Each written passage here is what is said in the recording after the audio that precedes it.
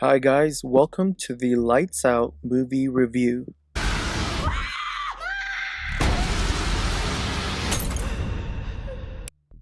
Starring Teresa Palmer, Gabriel Bateman, Alexander de Persia, Lotta Lawson, Amaya Miller, Andy Osho, Ava Cantrell, and Maria Bello. This movie is based off of a 2013 award-winning short film by David F. Sandberg. Surprisingly enough, he directed this movie, of course, with the blessings and the support of James Wan and Warner Brothers. David F. Sandberg's short film, became a reality, became a bigger, larger cinematic experience. When I first saw this trailer, I immediately thought, wow, this is gonna be good. I mean, there's something about someone turning off the light and seeing a shadow figure standing there. Then when you turn it back on, there's no one there. Then you turn it back off and this shadow figure is now closer. Sorry, but if that was me, I would leave the lights on. I wouldn't even test it. Nope, not happening. Um this movie is quite extraordinary in the fact that David F. Sandberg was able to take a short film and kind of give it a deeper mythology. I felt like this movie had more things, like it had more depth than what usually it would have had if it was, let's say, someone else writing it. Um, I can tell that this is Sandberg's favorite idea, and you can really see the passion in the script and even in the way it's shot, just perfect. Obviously, you're already hearing me saying positive things, so yeah, I like this movie. Spoiler alert.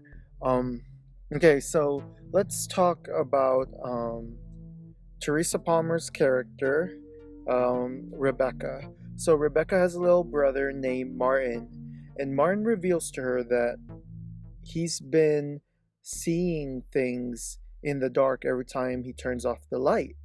And at first, it's, just a child afraid of the dark, but then really weird things start happening, like like the kids coming out with scratches and stuff. And first, the mother is distraught, but we're us as an audience, we're not sure yet what's going on.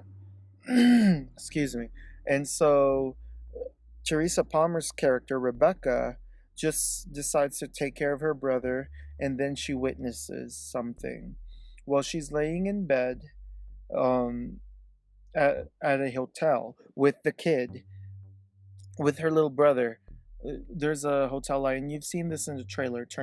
It's a red neon light that's kind of like just blinking on and off, and of course she sees the ghost, and that's kind of what really brings brings it to life to her, because Rebecca wasn't really a believer. I mean, she believed her brother, but she didn't experience it herself, so she doesn't know. Excuse me. I feel like I need water. I'm just dying over here. Say, ugh, okay. Sorry, I just had a few drinks and then now my throat's like closing up on me. Anyways, okay, where was I? Okay, so so there are other characters in this movie who are being stalked as well. And at first you're thinking, oh, it's just some spirit just stalking a child because they want the child's soul. Nope, it's nothing like that. In reality, this is what happened. This little girl was a friend of Rebecca's mom. So Rebecca's mom had a friend when they were both not when Rebecca was when Rebecca's mom was little, she had a best friend. Well, the parents belonged in some kind of scientific association or whatever, and they believe that their child is possessed. So they end up experimenting on her with a few other scientists. How this ties in with everyone else in this film in this current present time is this. So while the little girl was being experimented on, she just combusted like a human combustion, like she just caught on fire and just disintegrated right then and there. Of course, her malevolent spirit is now trying to take revenge. So the spirit is now going after the present time children, specifically Martin, but at the same time, the spirit's also trying to off or kill those who participated in the killing or in her killing, and those who are related to the people specific who are okay those who are related to the people who participated in this girl's killing. So okay, I don't know if you it totally reminded me of um what's his name, uh Freddy Krueger. In Freddy Krueger in the Nightmare on Elm Street 2010 remake, um Freddy Krueger comes back to haunt and kill the children of the people who killed him. This is kind of the same thing. This evil spirit's trying to attack, trying to kill the descendants of the people who murdered her. Descended? Yeah, I guess so. So Teresa Palmer is like, okay, we gotta do something. So she grabs a light. She grabs lights and starts arming herself with flashlights. Unfortunately, like any scary movie, her flashlights keep turning off, so she ends up having to get a neon light. And this is okay, and so and so Martin gets kidnapped. Yes, he really does get kidnapped by the ghost. Don't ask me how. I thought the ghost was gonna kill him. Nope. So Rebecca, which is played by Teresa Palmer, has to go and try and save him. And the problem is, it's like the people who killed this little girl have not atoned for their sins. They haven't like admitted anything. They got away with it, and so the ghost is trying to do is kill all of them. And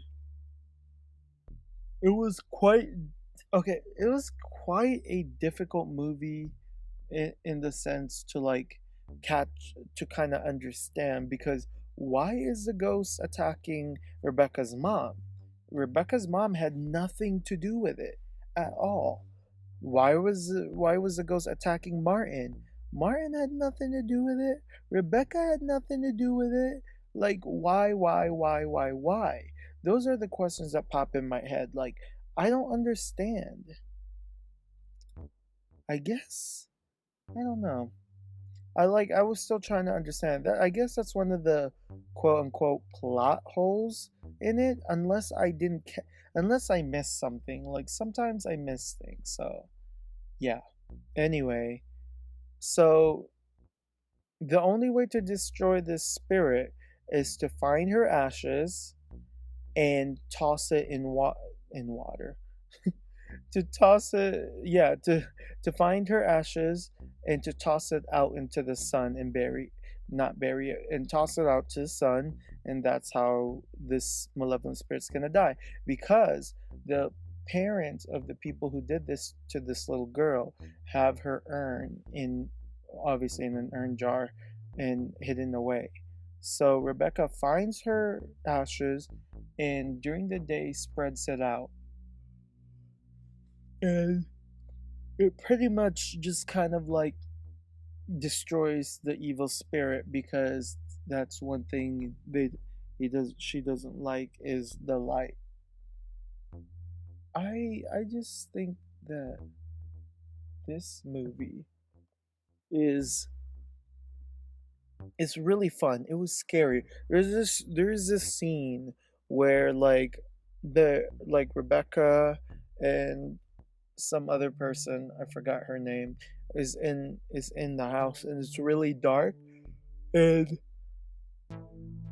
they're using the flashlight, and the flashlight's starting to die in, die out, die in, die out, or whatever, however you say it. And there is a figure standing near the door with the most ugliest face, and it kind of creeped me out.